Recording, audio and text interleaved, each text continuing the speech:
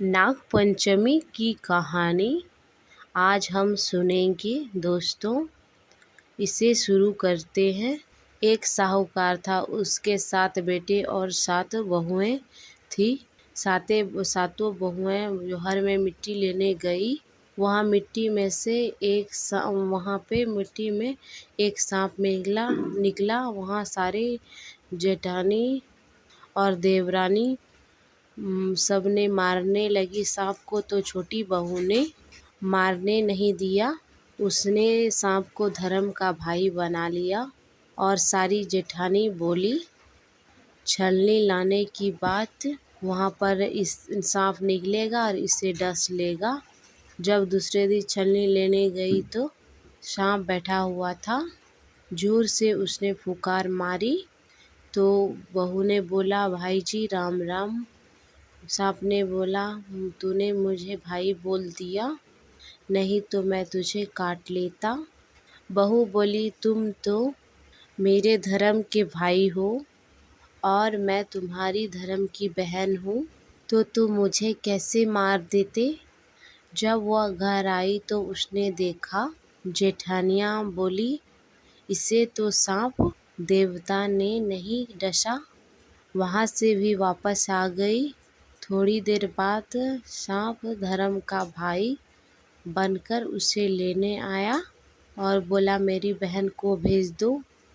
तो जेठानियों ने बोला, मेरा तो हल में सब है, लेकिन कोई लेने नहीं आता और इसका पीहर भी नहीं है और इसे लेने आया है। बाद में उसे मेहंदी लगाकर सामान देकर विदा किया।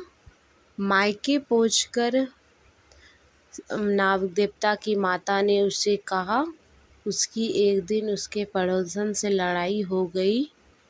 तो नागदेव ने कहा, इसे अब ससुराल भेज दो, और उसे बहुत सारा धन देकर भेज दिया।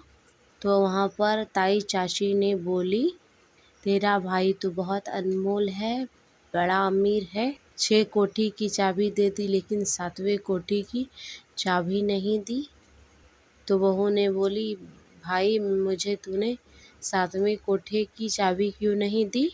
तो भाई ने कहा, अगर तू 7वें कोठी की चाबी लेगी तो बहुत पछताएगी। लेकिन वह नहीं मानी।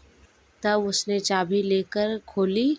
उसने जब घर खोला और वहाँ पर देखा, एक अजगर सांप बैठा हुआ था और वह फुकार देखकर उसे मारी।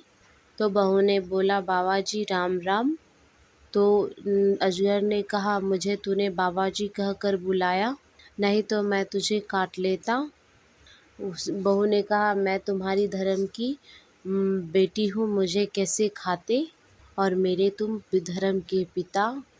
और बहुत सारा धन लेकर घर आई तो जेठ जेठानियों ने कहा, अपना तो पीहर था, लेकिन भाई बाप लेने नहीं आया, और इसका मायके नहीं भी है तो भी इसे लेने आया। बहुत सारा धन दौलत लेकर आती है। दूसरे दिन उसके बच्चों ने अनाज की बोरी गिरा दी। तो ताई जी ने कहा, तेरे तो नाना मामा है, हमारा अनाज नहीं सुनाता है। तो वह सोची, जो इसके अगर बोले तो इसका वहाँ मामा नाना इसे सोने की बोरी दे जाएगा।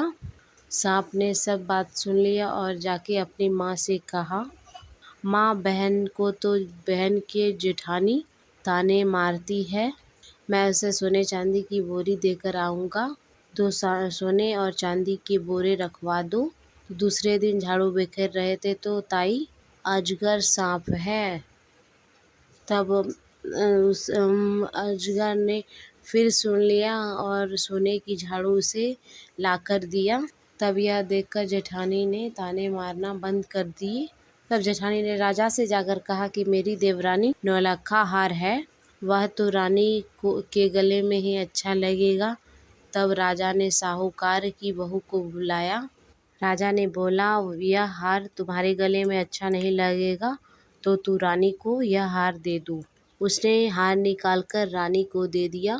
तो मन में ही बोलने लगी, अगर मेरे यह गले में रहे तो हार बन जाए, और रानी के गले में रहे तो नाग बन जाए। रानी के गले में पहनते ही और रानी के गले में वह नाग बन गया और उससे काटने लगा। तब रानी बोली, जो साहूकार राजा बोला, साहूकार की बहू को बुलाओ, मेरे ऊपर क्या जादू टोना कर दिया। राजा ने साहूकार की बहू को बुलाया और पूछा, क्या तुम जादू टोना कर गई हो, क्या जादू टोना करके आई हो कि रानी के पहनते ही वह सांप बन गया। मेरा मायके नहीं था तो मैंने अपने सांप को अपने भाई बनाया था। मुझे सांप देवता ने ही हार दिया था। राजा ने उसे वापस दे दिया हार और उसकी देवरानी और जेठानी ने उसके पति को कह दिया, यह धन वह कहाँ से लाती है, उसे मारा। उसके पति ने उसे मारा और पूछा, यह धन तुम कहाँ से लाती हो। तो उसने अपने पति को सारी कहानी बता दी, मुझे यह सांप देवता ने दिया है। और उसके पति ने पूरे गांव में ढिंढोरा पिटवा दिया कि नाग पंचमी के दिन ठंडी रोटी खाए कोई भी बाहर ना निकले और इस नाग कहानी सुने, उसकी मनोकामना होगी पूरी।